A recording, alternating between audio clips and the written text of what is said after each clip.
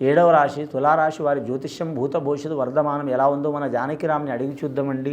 చూడు, జానకిరామ్ ఈ శ్రావణ మాసం ఆగస్టు నెల 1వ తేదీ నుంచి 31వ తేదీ వరకు ద్వాదశ రాశులు తులారాశి వారి జాతకం, ప్రయత్న, శాస్త్రం, అనుకున్న పని, చేసే పని, చదువు, విద్య, ఉద్యోగం, ఆరోగ్యం, సంసారం, సంతానం, కుటుంబ బలం, ఆరోగ్య బలంది ఎలా ఉంది, విద్య బలంది, కుటుంబ బలంది, సంతాన బలంది, సంసార బలంది, కుటుంబ బలంది, ధన బలంది, రాజకీయ రంగంది, కళారంగంది, ఉద్యోగ రంగంది, అలాగే సంతాన విషయంది, సంసార విషయంది, కుటుంబ విషయంది, తరించిన కార్యంది, కళ్యాణం సంబంధించిన విషయంది. చూడు జానకిరామ్, ముఖ్యంగా తులారాశి వారి జాతకానికి చెప్పాలంటే వనదేవతలు సమ్మక్క సారక్క దేవతలు వచ్చినండి.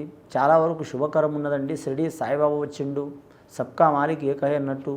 మరి జాతక బలానికి ముఖ్యంగా ఈ రాశి వారి జాతకంలో చూడాలంటే మాత్రం ఆదాయం వారి జాతకానికి 8 రూపాయలు ఉంటుందండి, ఖర్చు 11 రూపాయలు ఉంటుంది. సాయం చేసేవారు మాత్రం 4 ఉంటే వారి మీద ఏడ్చేవారు 8 మంది ఉంటారండి. నరఘోష అధికంగా ఉంటుంది తులారాశి వారి జాతక బలానికి. ఈ తులారాశి వారి జాతకానికి తలించిన కార్యం నెరవేరే అవకాశం ఉన్నదండి. వీరి పేరు మీద విపరీతమైన నరఘోష ఉన్నవాడు కూడా వీరికి ఆత్మవిశ్వాసం చాలా ఉంటుంది. అలాగే అహంభావం అనుకోవచ్చు, ఏరే వాళ్ళు పొగరు అనుకోవచ్చు, కానీ ఆత్మవిశ్వాసం చాలా ఉంటుంది. 100 మంది వీరు ఒక్కరిని వంచాలనే ఆలోచనలో ఉంటారు, కానీ అయినా సరే మొండి ధైర్యంతో నడిచే అవకాశం ఉంది, అనుకున్నది సాధించే అవకాశం ఉంది. కానీ మాత్రం తెగించిన వారికి తెడ్డేలింగం అన్నట్టు వీరికి తిరుగు ఉండదు. దశమి తిథి కావచ్చు, అలాగే అమావాస్య తిథి కావచ్చు. అమావాస్య తిథికి చాలామంది అమావాస్యని భయపడతారు, కానీ అమ్మవారికి పూజ చేయడం చాలా వరకు మంచిదండి. ఏ అమ్మవారికి పూజ చేసినా శుభకరం ఉంటుంది. ఈ శ్రావణ మాసం అధికమైన యోగబలం కలిసొచ్చే అవకాశం ఉంటుంది. అలాగే మాత్రం బాలికలకు ఇబ్బందులు, చిక్కులు, చికాకులు ఉన్నవారికి తొలగిపోయే అవకాశాలు ఉన్నాయి. వేరే రాష్ట్రం, వేరే ప్రాంతం వెళ్ళాలనుకునే వారికి కలిసి వస్తుందండి. గవర్నమెంట్ ఉద్యోగస్తుల్లో మాత్రం ఐఏఎస్, ఐపీఎస్ రంగం వారికి అద్భుతమైన ఫలితాలు ఉంటాయండి. రెవెన్యూ రంగం వారికి కలిసి వచ్చే అవకాశం ఉంది.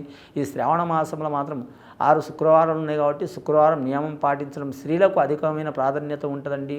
అలాగే వివాహం కాని కన్యలకు కలిసి వచ్చే అవకాశం ఉంటుందండి. వివాహమైన వారికి సంతానం కొరకు కలిసి వచ్చే అవకాశం ఉంటుందండి.